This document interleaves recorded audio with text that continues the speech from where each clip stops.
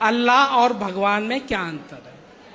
अल्लाह और भगवान में क्या अंतर है या एक ही है? नहीं, अलग अलग हैं।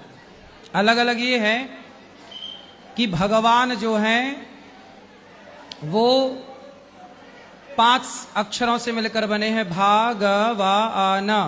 हम प्रकृति को ही भगवान मानते हैं। भगवान मतलब ब्रह्म, ब्रह्म मतलब ईश्वर, जिन्हें राम और कृष्ण और नारायण कहते हैं। भा मतलब भूमि, गा मतलब गगन, वा मतलब वायु, वा मतलब अग्नि, ना मतलब नीर। ये प्रकृति को ही हम भगवान मानते हैं। हम सब में ईश्वर का दर्शन करते हैं। हमारे भगवान सब में रहते, इसलिए हम पीपल की पूजा करते, तुलसी की पूजा करते, समुद्र की पूजा करते, नदियों की पूजा करते, पत्थर की भी पूजा करते हैं, क्योंकि हम अपने ईश्वर को सब में देखते हैं, जबकि वो लोग अपना भगवान सब में नहीं देखते हैं। वो अपने अल्लाह को सब में नहीं देखते, हमारे ईश्वर को हम सब में देखते हैं। ठीक है, तो अंतर ये है कि कहां राजा भोज और कहां गंगू तेली। अच्छा,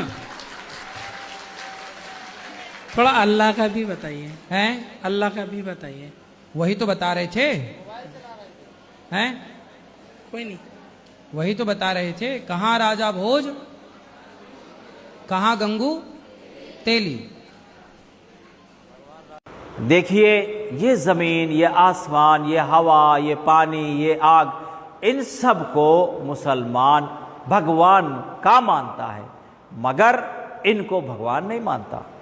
दूसरी बात, आपने सही कहा, मुसलमान अपने अल्लाह को हर चीज में, सब में नहीं देखते।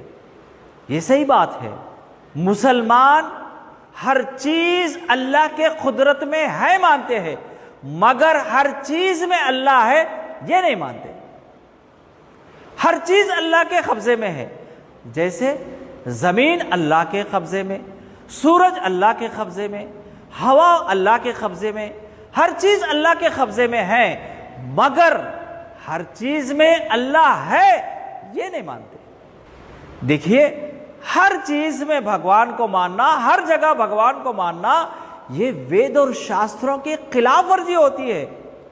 मसलन आप भगवत गीता पढ़िए, अध्याय नंबर 9, श्लोक नंबर 4। मया तदमिदम सर्वम जगदव्यक्तम मूर्तिनामस्सानि सर्वभूतानि न चाहम तेष्वस्थितिः। इसका मतलब यह है कि हर प्राणी, हर चीज मेरे अंदर है, मगर मैं उनके अंदर नहीं हूं। यानी हर चीज मेरे कब्जे कुदरत में है, मगर मैं उनके अंदर नहीं हूं। फिर वो कहां रहता है? भगवत गीता अध्याय नंबर 8, श्लोक नंबर 3, अक्षरम ब्रह्म परमम स्वभावोध्यमुच्यते। वो ब्रह्मा, वो ईश्वर परम यानी ऊपर रहता है।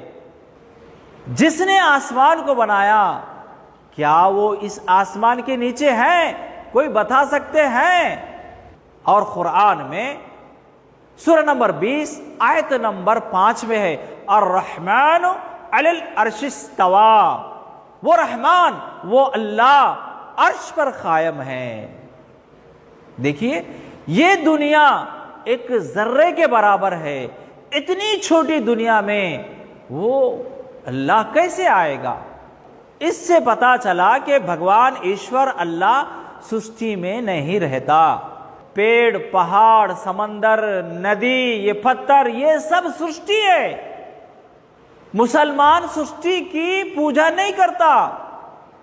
जिसने इस अंडपिंड ब्रह्मांड को बनाया, जिसने इतने बड़े संसार को बनाया, मुसलमान उसकी इबादत और बंदगी करता है, सृष्टिकर्ता की पूजा करता है, सृष्टि की नहीं। सृष्टि की पूजा करने का वेदों शास्त्रों में, धार्मिक ग्रंथों में सख्ती के साथ मना किया गया है। इसका अंजाम नरक बताया गया है।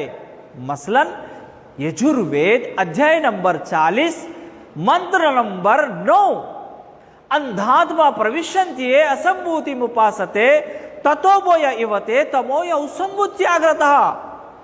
जो लोग इस सृष्टि की पूजा करते हैं और जो लोग बनाई हुई चीजों की पूजा करते हैं, ऐसे लोग अंधकार नरक में प्रवेश करेंगे, अंधकार नरक में दाखिल किए जाएंगे।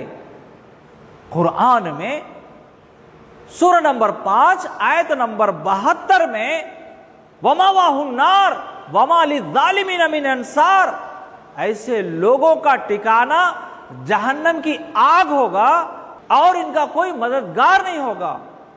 उस सृष्टिकर्ता को छोड़कर उसकी बनाई हुई चीजों की, सृष्टि की पूजा करना, इसका अंजाम नरक होता है। इसीलिए मुसलमान सृष्टि की पूजा नहीं करता।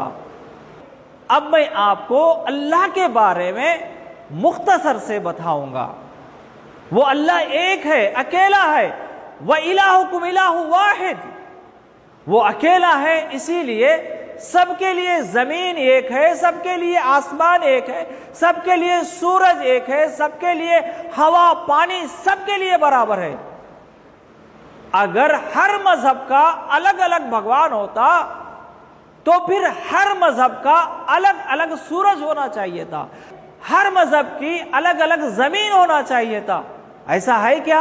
नहीं ना। तो इससे पता चला कि वो भगवान, वो ईश्वर अल्लाह एक है, एकम ब्रह्मम द्वितीयाय नास्तनन। वो ब्रह्मा, वो ईश्वर अल्लाह एक है, दूसरा नहीं है, और वो बेनियाज है। सबको उसकी जरूरत है, मगर उसको किसी की जरूरत नहीं है, और ना उसको ऊंघ आती है ना नींद आती है। वो सबको रोजी देता है, सबको खिलाता है पिलाता है, मगर उसको खाने पीने की जरूरत नहीं है। और ना वो किसी का बाप है और ना वो किसी का बेटा है। वही जिंदगी देता है, वही मौत देता है, वही दोबारा जिंदा करके इंसानों की जिंदगी का हिसाब लेता है, और वही एक पानी के खतरे से मां के पेट के अंदर इंसानों को बनाता है, और वही आसमान से बारिश बरसाता है और जमीन से अनाज निकालता है। उसी को मुसलमान अपना रब मानते हैं, अपना अल्लाह मानते हैं, और सिर्फ उसी की इबादत व बंदगी करते हैं। यह है अल्लाह के बारे में मुख्तसर सा तारुफ।